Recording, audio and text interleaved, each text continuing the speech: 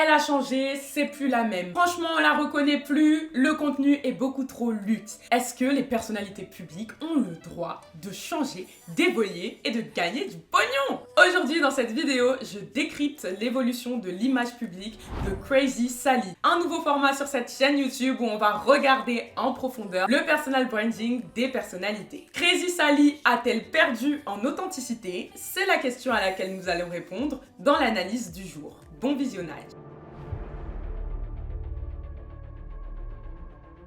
Bonjour à tous et à toutes, j'espère que vous allez bien. Aujourd'hui, on se retrouve pour une nouvelle vidéo décryptage et analyse. J'ai choisi pour cette première de parler de l'évolution de carrière de Crazy Sally Saliba. Si vous ne me connaissez pas, je m'appelle Erin Koné, je suis la fondatrice de Kouman Art Oratoire, un cabinet de conseil en gestion d'image publique. On travaille votre visibilité, vos stratégies de communication, bref, on s'occupe de tout en matière d'image publique, de prise de parole, de parution médiatique et tout ce qui s'ensuit.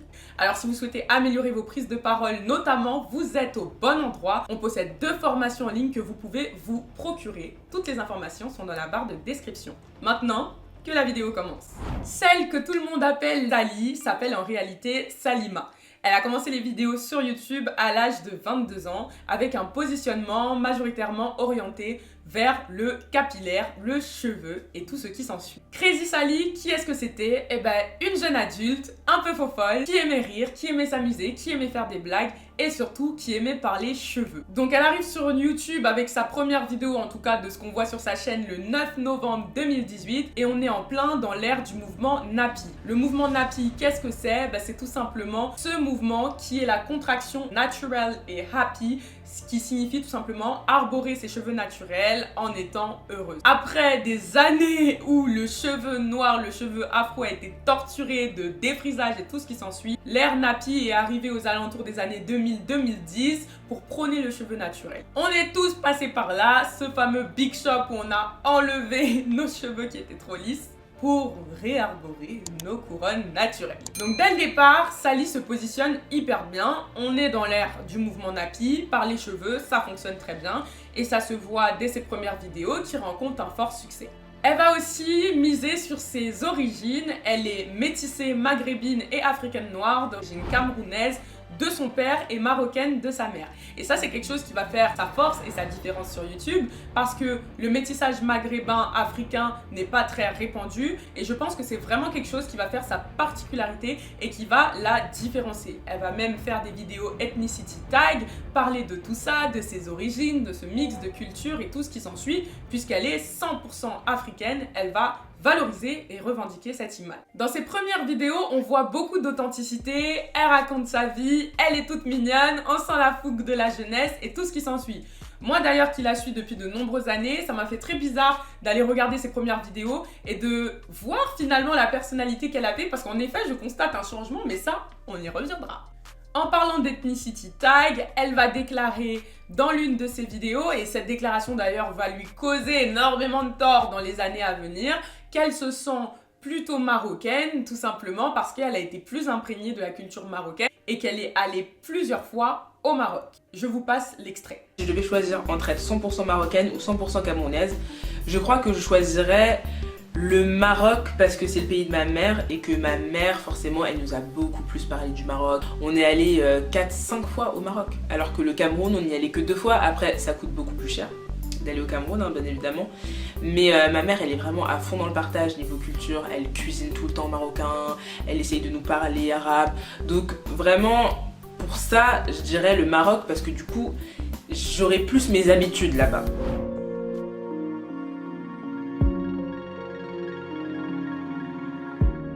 Quand on regarde l'évolution de Crazy Sally, on se rend compte que c'est quelqu'un quand même qui s'est pas mal cherché en termes de contenu, ce qui est tout à fait normal, puisqu'en tant qu'être humain, on a tendance à beaucoup se chercher. Donc, l'image qu'elle véhiculait a pas mal bougé. Au départ, on était sur une Crazy Sally qui est jeune, qui vit à Londres, qui met en valeur aussi le fait qu'elle sache parler plusieurs langues.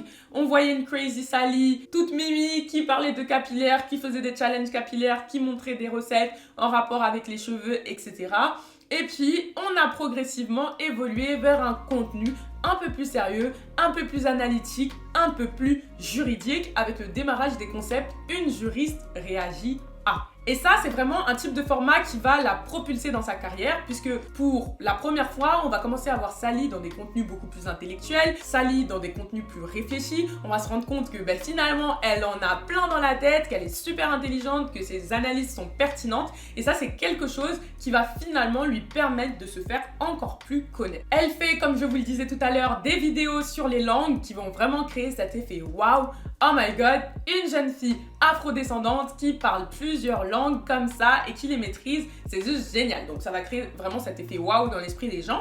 Et c'est là où elle va arborer finalement l'image de cette figure de la communauté noire qui fait des vidéos intellectuelles, des vidéos où on apprend. Elle va commencer ensuite à développer un contenu type réaction où elle va réagir à différents phénomènes de société, ce qui va encore plus accroître sa visibilité, tout simplement sa notoriété et la faire connaître d'un plus grand monde. Finalement, elle va développer un contenu de plus en plus mainstream. Elle sort de sa niche capillaire, donc qui va toucher principalement des personnes aux cheveux texturés, pour aller vers une cible un peu plus mainstream, une plus large communauté qui s'intéresse aux faits d'actualité. Sally, elle a l'art d'être là au bon endroit, au bon moment, puisque vraiment, elle prend en compte tout ce qui se passe dans notre monde et elle a cette faculté à sortir des vidéos rapidement sur ces différents événements.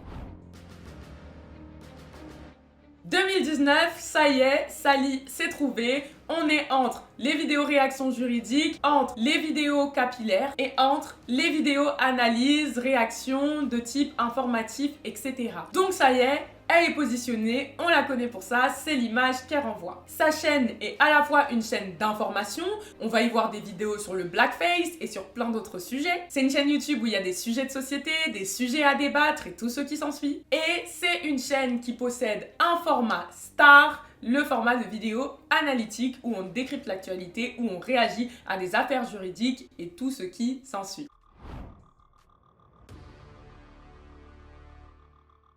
Dans la période 2019-2020, Crazy Sally met encore plus en avant ce côté pro-noir, ce côté je suis dans la communauté noire, je valorise la communauté noire, je mets la communauté noire en avant, etc. Elle va vraiment petit à petit commencer à se présenter comme un porte-parole des sans-voix. Alors il est grand temps de parler de ce sujet tabou en France et d'informer les citoyens français sur leurs droits en matière de violence policière. Finalement, et elle va représenter la communauté afrodescendante sur YouTube, sur les réseaux sociaux, dans les médias. 2020-2021, c'est une période d'aubaine pour Sally, puisqu'on est quand même dans un temps de Covid et de confinement. On est dans un temps où il y a l'affaire George Floyd qui vient d'éclater. Et finalement, on est en plein dans ces sujets. Parce que George Floyd, qu'est-ce que c'est? Des violences policières, donc qui ramènent au côté juridique. Et en même temps, un côté noir, un côté raciste dans cette affaire, clairement, qui va finalement matcher avec le contenu qu'elle a commencé à nous proposer sur les blackface, sur les vaccins en Afrique, etc. Donc finalement, encore une fois, elle se retrouve au bon endroit, au bon moment, puisque quelque part, l'actualité va dans le sens du genre de sujet qu'elle a l'habitude d'adopter depuis un moment. Et donc elle va commencer à être sollicitée par quelques médias, elle va faire une interview pour Combini, etc. Où finalement, elle va avoir quand même une casquette d'experte tout simplement en droit. C'est donc pour moi vraiment dans cette période-là qu'elle devient la voix des sans-voix et donc c'est la nouvelle image qu'elle adopte. Alors je pense pas qu'elle ait toujours adopté ces images-là en conscience, peut-être que si d'ailleurs en fait c'est possible parce que si elle a pensé sa stratégie de médiatisation, de visibilité, de tout ce qui s'ensuit et donc sa stratégie d'image de marque personnelle, c'est quelque chose qu'elle savait. Peut-être aussi qu'elle l'a fait en totale inconscience, mais en tout cas moi vraiment quand je regarde son évolution à partir de sa chaîne YouTube, c'est ce que je comprends de son évolution, sans la connaître personnellement évidemment. À partir des années 2021, Crazy Sally, qui ne s'appelle plus Crazy Sally depuis un moment d'ailleurs, mais Sally, commence à arborer une casquette journalistique. Ça y est, elle va encore plus en profondeur puisque cette fois-ci, elle commence même à aller sur le terrain. Elle nous produit des reportages entre Motherland, le concept qu'elle crée pour mettre en valeur l'Afrique qu'on ne nous montre pas, qui va d'abord commencer sur YouTube, puis ensuite être produit par BrutX, les infiltrations qu'elle commence à faire en intégrant entre guillemets le réseau OnlyFans pour comprendre finalement comment cette plateforme fonctionne et pour pouvoir en faire une analyse critique. Donc on retrouve des célébrités comme Cardi B, comme Tyga, mais aussi comme Bella Thorne, qui a d'ailleurs explosé les compteurs sur OnlyFans en récoltant 1 million de dollars d'abonnement en 24 heures lorsqu'elle s'est inscrite sur OnlyFans. Entre la vidéo d'analyse sur la stratégie marketing de Rihanna dans le cadre de ses marques Fenty, où elle explique finalement l'échec commercial de la marque de luxe Fenty, elle va de plus en plus valoriser ce côté journalistique. En même temps, je suis toujours ancrée dans la communauté noire, dans la communauté afrodescendante, etc. Et puis, je vais en profondeur et je commence même à aller sur le terrain. Donc là, plus que jamais, Sally, elle renvoie l'image de la reporter, entre guillemets, YouTube de la communauté afrodescendante. Aujourd'hui, à l'heure où je vous parle, on est en 2023. Et ce que j'observe, c'est que depuis que Sally a rejoint l'équipe Smile, qui est donc son agence, voilà, je crois qu'on dit ça comme ça, c'est l'agence en tout cas qui l'aide tout simplement à évoluer dans sa carrière, et elle a un positionnement de plus en plus urbain. Vous allez le remarquer à son style vestimentaire, aux marques qu'elle va mettre en avant, elle est vraiment encore plus ancrée dans la culture pop urbaine afrodescendante notamment. Vous allez le voir avec les vidéos qu'elle a sorties sur Kanye West. Elle continue de garder finalement cette ligne éditoriale autour de la communauté afro. C'est quand même quelque chose qui la suit depuis le début de sa carrière. Mais ce qu'il y a autour de cette communauté change et évolue avec le temps. On va la voir interviewer des personnalités comme Omar Sy. Qu'est-ce que vous diriez du coup à la jeune génération, à la jeunesse qui nous écoute là aujourd'hui sur leur manière de se sentir bien du coup dans cette France où parfois effectivement il y a ce multiculturalisme renoué à la fois avec leur histoire mais aussi avec la France dans laquelle ils vivent et à laquelle ils appartiennent. Pour vous, qu'est-ce que vous leur diriez aujourd'hui? Exprimez-vous. Exprimez-vous jusqu'à temps qu'on vous écoute justement. Okay. Parce qu'il est temps qu'on les écoute parce qu'en fait on est en train de décrire une France qu'on visionne nous avec notre expérience, notre passé et avec ce qu'on sait. Et cette génération-là, plus que les autres, a de la nouveauté. Et a une vision particulière du futur. Et la France de demain, c'est eux. Et c'est eux qui vont la construire. Et je pense qu'il faut leur donner le moyen d'y participer dès maintenant. Ou encore Whoopi Goldberg très récemment. Et vraiment, de plus en plus, elle va se positionner comme une grande actrice de la communauté afrodescendante. Alors, est-ce que tout ça fait de Sally une personne moins authentique que les autres? En toute honnêteté, je ne pense pas. Je pense surtout que Sally s'est beaucoup préservée et que de plus en plus, en grandissant et en prenant en maturité, elle s'est rendue compte qu'il y avait des choses qu'il fallait qu'elle garde plus pour elle. Vous vous souvenez, en début de vidéo, je vous avais partagé un extrait de vidéo où elle disait qu'elle se sentait peut-être plus marocaine parce qu'elle est un peu plus proche de la culture de sa maman. Et cet extrait par exemple, c'est un extrait qui lui a causé énormément de tort jusqu'à aujourd'hui, puisque beaucoup de gens la qualifient comme une personne qui profite de la communauté dans le sens où elle ne se sent pas noire, elle ne se sent pas africaine noire, d'Afrique subsaharienne en tout cas, mais beaucoup plus marocaine. Donc finalement, qu'est-ce qui justifie le fait qu'elle prenne la parole pour les noirs, qu'elle mène des actions envers la communauté afrodescendante? Beaucoup de gens voient en elle un côté opportuniste, mais en toute honnêteté, je pense que c'est juste une personne très intelligente, une vraie femme d'affaires qui sait de quoi parler à quel moment. Je pense que tout au long de son parcours, elle s'est beaucoup cherchée, mais s'il y a bien un truc qui a toujours été là, c'est la valorisation de la communauté noire. Après, ce n'est que mon avis personnel et je vous fais une analyse qui n'engage que moi. J'assume tout ce que je dis et ce que je pense également, mais je ne pense pas que ce soit une personne hypocrite. Dans le monde du business, tu vois une opportunité, si tu sens que tu es prêt, tu la saisis et tu en fais quelque chose. Est-ce que ça en fait quelqu'un qui a de mauvaises intentions pour autant? Pas nécessairement. Maintenant, est-ce qu'elle a perdu en authenticité? Est-ce qu'elle a perdu en identité? Je dirais que oui et en même temps non. Elle évolue et ses centres d'intérêt également. Je pense qu'elle est venue sur YouTube avec beaucoup d'insouciance comme nombre de personnes qui font des vidéos sur YouTube et qu'avec le temps et les bad buzz qu'elle a pu avoir au fil de sa carrière, elle a tout simplement décidé pour se préserver elle-même de faire un peu plus attention à ce qu'elle disait et ce qu'elle montrait de sa vie privée. Il est vrai, et moi c'est quand même quelque chose que je ressens, qu'elle s'est éloignée de son audience. Mais en même temps, quand on évolue comme elle évolue, quand on a le succès qu'elle a, c'est un peu difficile de rester proche de son audience parce que ce qui la liait à son audience à l'époque, c'était le fait que ce soit une jeune, elle était dans sa petite chambre étudiante, elle était à Londres, elle avait son petit job, etc.